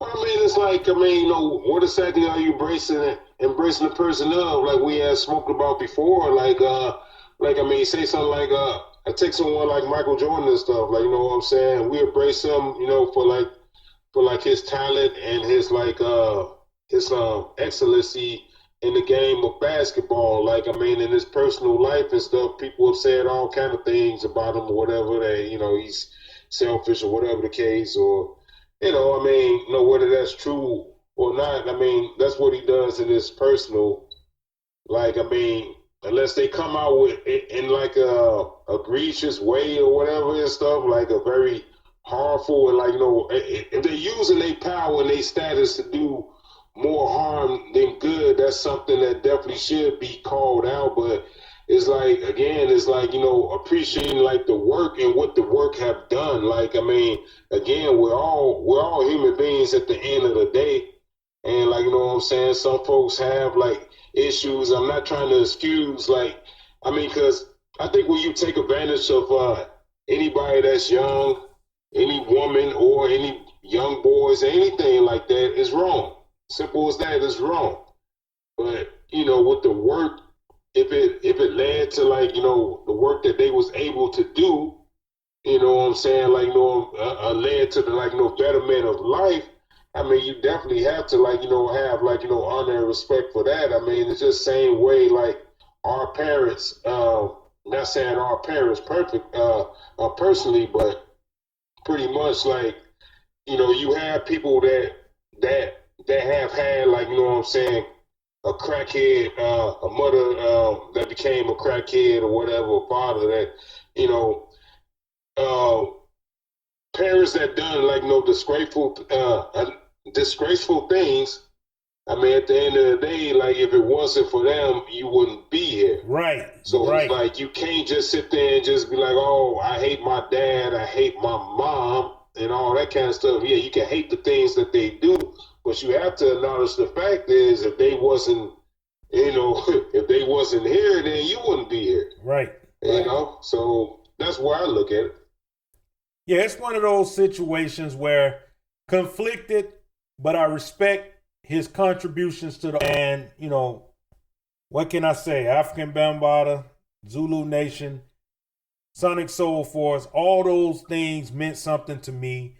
He's passed on. He was a legend at it. And all I can say is leave it, Mark, as I'm conflicted. I can't get no more than that. I liked him for what he did, but I also didn't like him for the other things he did. So it's one of them situations where when I talked to Steele about it and we spoke about it, and it was like, yeah, but I was like, man, because Steele, like, he spoke on him on social media, and I was like, yeah, but that thing with them kids, I mean, that's the thing that sticks with a lot of people who, are saying some very terrible things about him online. So, of course, it's one of those situations where, it's a sad story, and, not for him, but for the victims. That's who people need to feel for. We're going to move on to another topic, and what I want to talk about, Mark, and that is City Hall weighs in on proposals to curb the teen takeovers. So this has been in the news lately, where the teen takeovers, they've been going to City Hall, and the councilmen have been getting together and trying to figure out what to do about this situation. Of course, Mayor Brandon Johnson keeps railing against, punishing the kids too much. But now the kids are saying they're going to do their own policing, because a lot of them are willing to sign pledges that anytime they see any activity on social media as to where these takeovers are going to be taking place, they're snitching. So, and people are calling it snitching, saying, well, they're snitching. And I was discussing this with someone earlier this week, and I said, look, I equate this to the same as if somebody's selling drugs in front of your house and you don't want them to sell drugs in front of your house and you call the police. That's not snitching. Now, if me and you both selling drugs and I want you gone because you taking money off my food off my plate, that's snitching. But what do you think about this situation with what's going on with the kids? Man, well, it's a couple ways of, like, looking at it. I mean, I get the whole, like, safety precautions and things like that. And I mean, it's one of those things that, like, Mayor Johnson have to certainly handle with care. But I mean, I agree with you. I mean, like, at the end of the day, like, we all got to live somewhere. And right. Like, I mean, if you seeing people, like, committing acts and stuff, because if people were selling drugs on the block, I mean, they are attracting all kind of, like, negative attention that you don't want on the block. If you got somebody that's selling drugs, like, right across the street from your house and things like that, I mean, think of the type of people that's coming around the crib and stuff. You got, like, crackheads coming around. You got all kind of undesirables coming around. Or what if some kind of beef or situation, like, goes down between this drug dealer and another drug dealer. Now you have a, like, community shootout going on. We got all kind of stuff that, I mean, when you just trying to live somewhere, and that's the whole problem when we sit there, like, glorify these type of like criminal activities and drug dealing and all this kind of stuff. I mean, it's not good for your community as a neighborhood, and you should want to take value to live. Yeah, but that's... Even if Yeah, that's why. But that's why I was exactly saying, because I was comparing it to like, you know, the teen takeovers, which is downtown, when the teens just come rushing downtown and they just run the streets, and there are a lot of people, there are a lot of residents who live there, as well as, you know, ones who are shopping and they're being run over or they're being pushed down. The teens are jumping on top of cars and they're not doing anything right, like that's really negligible, right? They're not breaking into anything, but they're causing havoc when it shouldn't be havoc caused. And it's unnecessary, yeah. Yeah, it's one of those situations where City Hall is weighing in what to do, you know, whether they want to put curfews on these kids or whether they want to charge parents when they're being disorderly and start fining the parents. So all of these things are on the table right now, and the city council is trying to decide what to do about these teen takeovers. And as I said, some of the teens themselves are looking to police themselves. They're looking to go on Facebook and TikTok and Instagram and see where these things are happening, and then they can tell law enforcement what's going on. So, you know, we have that. That's one of those things that probably, if you're able to have, like, you know what I'm saying, community partnership with law enforcement, if you actually have law enforcement that's like actually give a damn about the community and want to do their job. I mean, what I was doing was pretty much agreeing with you. I mean, when you have situations like, or even downtown, even your city, like for like a lot of people who's proud of Chicago and proud to be from Chicago and all that, I mean, they definitely should, like, you know, act like it more. And that's to say is like when you seeing people or you know of people doing wrong, I mean, you pretty much have to, like, you know what I'm saying, report them.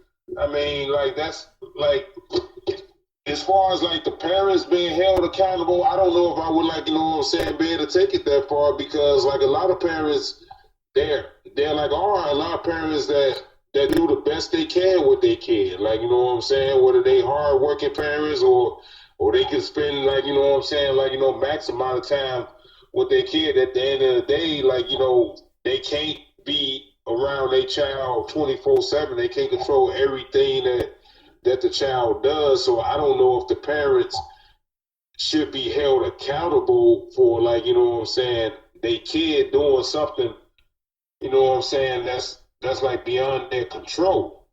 I mean, but like, you know, however, like, with, like, you know, other kids willing to, like, step up and report things the right way, and it takes the police, you know, once again, like, because unfortunately we still have way too many, you know what I'm saying, bad apples in these police departments that just simply don't care. It's like, you know, we're trying to get to the level where we build a foundation of, like, you know, community trust with law enforcement, and, you know, to have a working relationship, you know, where, like, you know, you can feel comfortable talking to the police, and, you know, I mean, because that's what law enforcement should be in to begin with.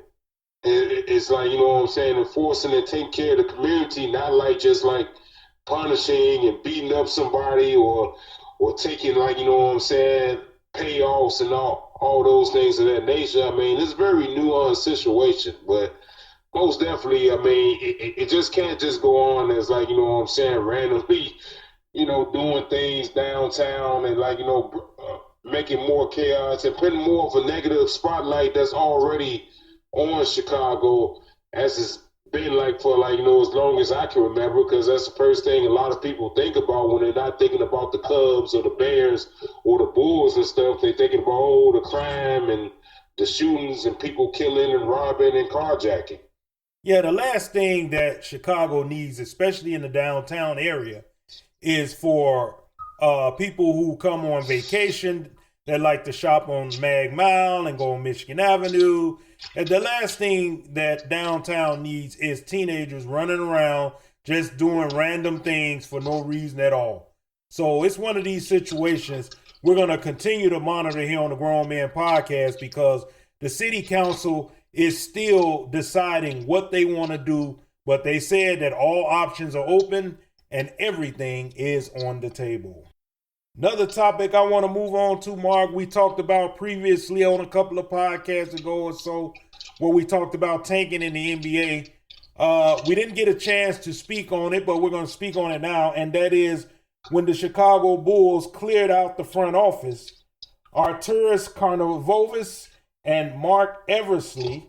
They were fired by Michael Reinsdorf, who is, the CEO and running everything right now.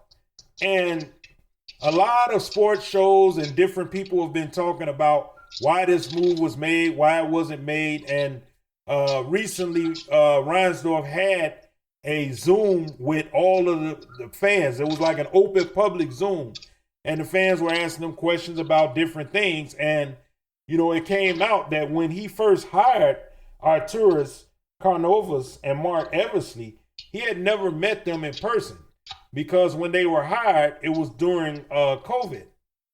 And people didn't know that. So at the beginning of the regime, it looked pretty good because they signed Ball. They had DeMar DeRozan and he had Zach LaVine. And people tend to forget that year the Bulls started off the season. They were like, I believe they were like 22-11 or something like that, and they were looking good. However, Ball got hurt, and then Zach was out for a while, and they were never consistent, and they never really regained traction. And then fast forward it to during the trade deadline when they cleaned out everybody. Come to find out, they only got second-round picks for the guys that they traded. So when they traded Io, and they traded Kobe White, and they traded Vucevic, they only got second-round picks. And people were on fire because they're like, what are we doing here? And we talked about it before. They wanted to clear cap room. That's what I told Steele when we were talking about it. But I guess they finally got tired and said, look, this is not working. Well, what do you think about this situation? And we look back into it, I mean, it's still like a lot of hard feelings from about 15, 16 years ago now, when the Bulls was like kind of looked like they was on the verge of becoming another championship dynasty team. When when you had Derrick Rose healthy in his prime, along with Lou All and Joakim and all of those guys, and I mean, it was a very special team, and I think a lot of people have a lot of hurt feelings over like how a lot of things had, changed course. I mean, not just with Derrick Rose being hurt so much, and you had to people started. I mean, you had the conflict with the coach, Thibodeau, in the front office, and all of that kind of stuff. I mean, so now that's the funny part. I ain't gonna cut you off. I'm gonna let you finish your point, but that's the funny part. What's going around is you have certain fans that are saying bring Tibbs back. So and the funny part, and like one of the guys was saying on the sports radio when I was listening to him, they was like, "No, there's no way that's going to happen. There's too much that went down in between Thibodeau and ownership. It wasn't just John Paxson and Gar Forman. It was the head people, the ownership, the Reinsdorf. So I could never see Tibbs coming back here. No, I can't either. But I mean, read what people are saying that, because once again, like we had talked about before, it's that like short attention span and stuff. Right. People will say that because that's the last time they remember the Bulls having winning seasons or winning 50 plus games and stuff, and that was under Tom Thibodeau's coaching and stuff. So once again, they're only looking at that part of it, and they forget, like the rest of it, they forget about Tibbs over like a certain players and all that kind of stuff, like playing them overusage. Overusing them, like playing those like long minutes and stuff. They don't think about that fact. They only think about the wins and going into the playoffs and making it to like the semifinals and the conference finals and things of that nature. So they forget about the rest of it. But no, my whole point is, what I was saying was that a lot of fans, when they really got excited thinking like this is going to be like the next thing, like especially after Jordan and stuff with those 6 rings, and they went through so much turmoil and stuff with like the 2000 season, and getting these guys, Jason Williams, motorcycle accident, all of the stuff, the whole Scott Skiles drama. So it's like, man, we finally back again. And then to see it fall apart the way it did, and then had to go through a couple dry seasons and you know, and it was starting to, like, you know what I'm saying, like, look up again, like you said, with, like, you know what I'm saying, Ball and them guys over here. So, you know, once again, like, we face it in, like, another situation where it's like the fans are frustrated, they're getting burnt out. I mean, we had talked about the NBA as a whole, as a league before, is on a downturn right now with the TV ratings, with the excitement and investments into the game. Nobody cares about basketball like they cared about it 10 years ago, let alone 5 years ago. They definitely don't care about it the same way we cared about it in the 90s and in the 2000s and stuff. I mean, it's losing popularity, it's losing fan support. I mean, I give Ransdorf all kind of credit for doing that, like, you know what I'm saying, video Zoom call, because that was a big thing. I mean, I would like to see more of that. And yeah, I mean, you know, clearing out the front office indicate that, like, you know what I'm saying, whatever formula that we had in place just simply wasn't working. But of course, that's not always the answer, is to keep on changing up front offices. And I mean, like, you have to come. It's like everybody got to be able to come together. So if he's clearing out the front office, I guess I'm trying to say, I mean, how close is the, like, you know, owner and the management and the CEO and all these people and the coaching staff? How closely are they going to work together to see if they can come up with a formula? And it's going to take process. I mean, it's going to take time. How patient is the fan base going to be? All that factors in too. Now, there are a lot of them that look outside the organization. Okay, they've done that before. That's how they got Arturas and they got Mark Eversley. Remember, they came in from Denver. These were the guys that built Denver into a championship team. So they knew what they were doing. They just didn't do it here. Whatever plans they had fell short. So at that point, you have to clear the front office. Now, as you said, they need to bring in executives. And they all need to get together and say, how can we fix this? Number one, what people are saying is, look, Giannis wants out of Milwaukee. That's clear. What can you do to get him? That's the question. What can the Bulls do? And at the end of the day, if the players are there, they've got to allocate the money to go get those players, because otherwise GMs are going to say, we're not going there. Why should we go there when we're pigeonholed? We can't spend money. They need to be able to spend money. Now, this is what Michael Reinsdorf said in his Zoom call. If the players are there and we get the team in place, we will spend the money to bring a quality team, because that's what you fans of the Chicago Bulls deserve. Those were his words. Well, I mean, if they committed to it, I mean, because that's the whole thing. Because I was going to say, like, too, like, I mean, it would be nice if they was to get lucky and get, like, a really good draft pick. And that, like, you know what I'm saying, turns out to be, like, you know what I'm saying, almost like the second coming.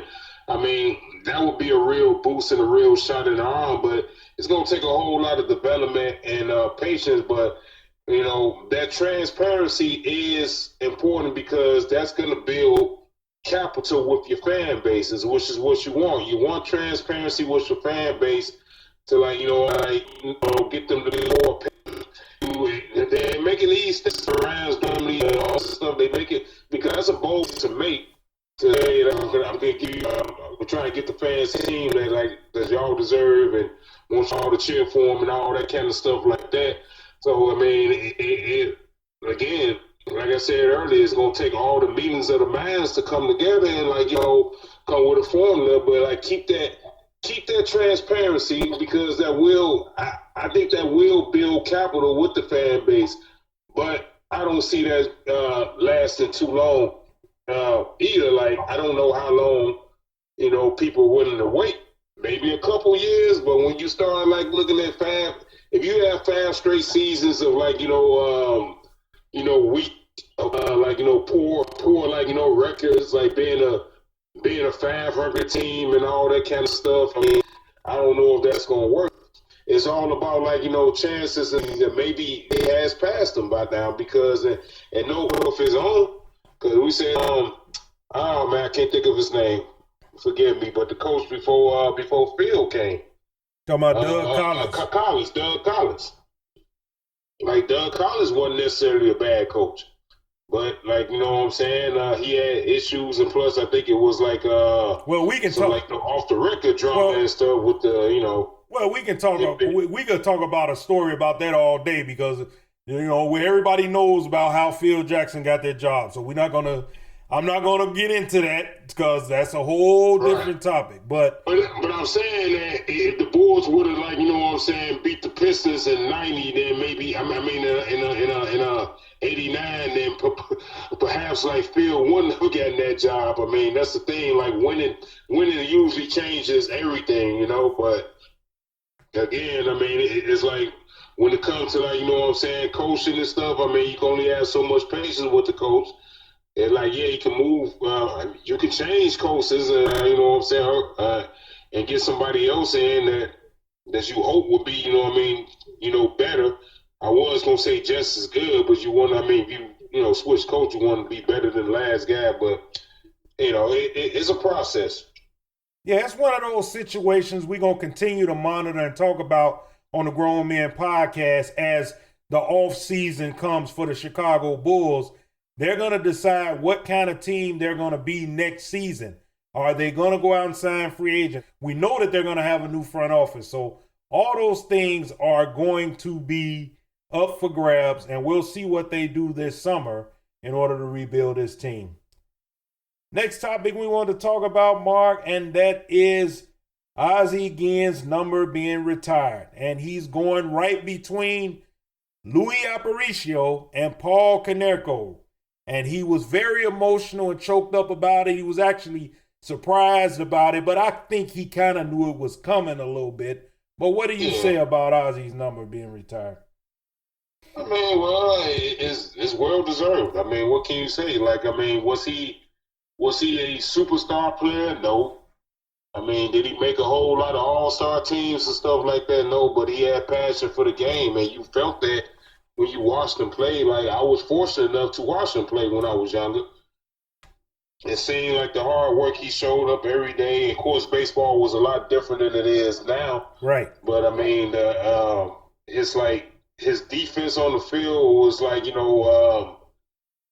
hands down, like you can probably say he's one of the greatest defensive shortstops in baseball. Of course, again, at the time you had other players the great Ozzie Guillen and stuff come to mind. Ozzie Smith. A lot of other guys, Ozzie Smith. That their name gonna get thrown out there. That's gonna Ozzie Smith at the time.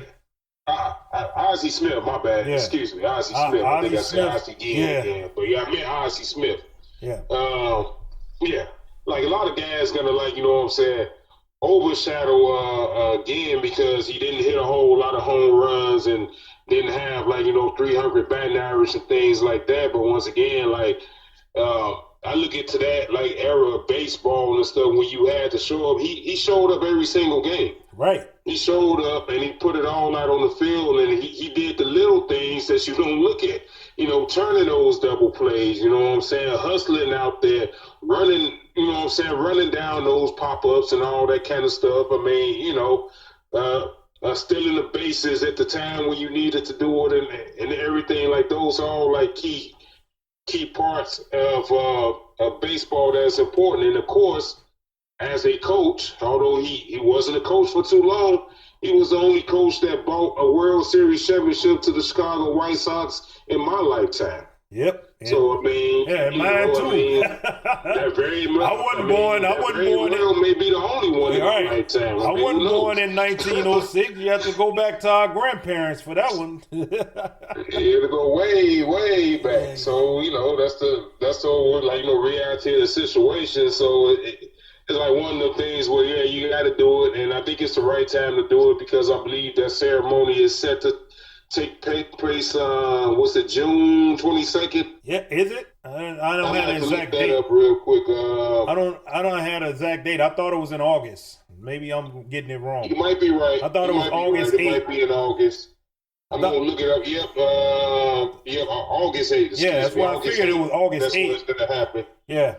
So that's when they're going to have the ceremony. They're going to be facing the Cleveland Guardians, Yep. if you will. And so, yeah, I mean, I'm excited to, because that's a moment, like, it's always good to be around for those moments. I mean, because, we had spoke about before when we was talking about, legends and celebrities, passing on, as far as, guys that really meant something for like the community or their city or their teams and things like that. Like that was really good guys. And I think Ozzie Guillen is one of the good guys that you want to see him get his roses and not wait till he's not living or very old to move around and stuff. Like you gotta appreciate, he was a man's man. I mean, I don't know whether you liked him or not, because we all know about the stories of him getting into it with Kenny Johnson and them, and all of that kind of stuff.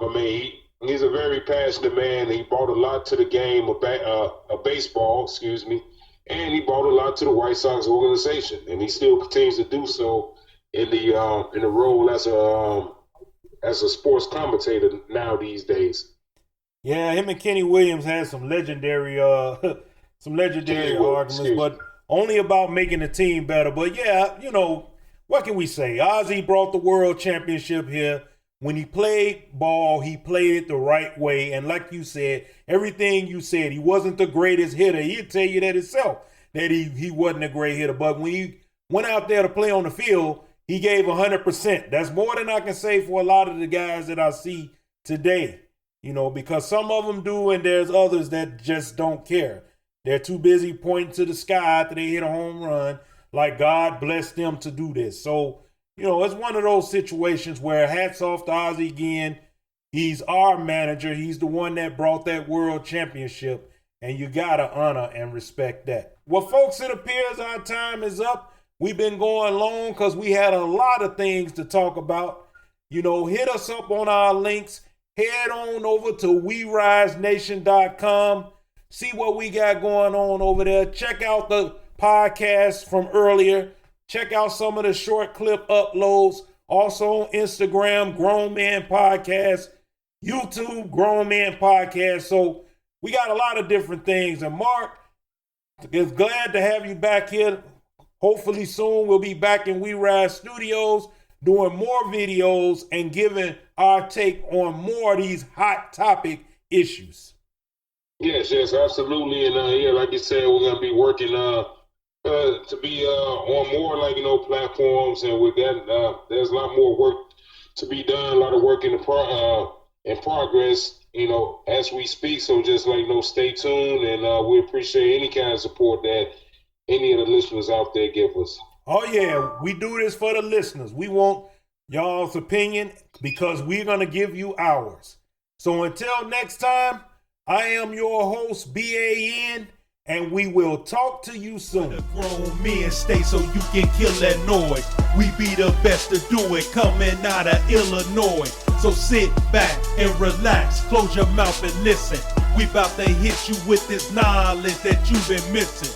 Listen closely to the Grown Men Podcast. We Rise Nation is the station with the gift of gab. We dropping knowledge on these topics that you wanna hear. We on point with it, get the picture loud.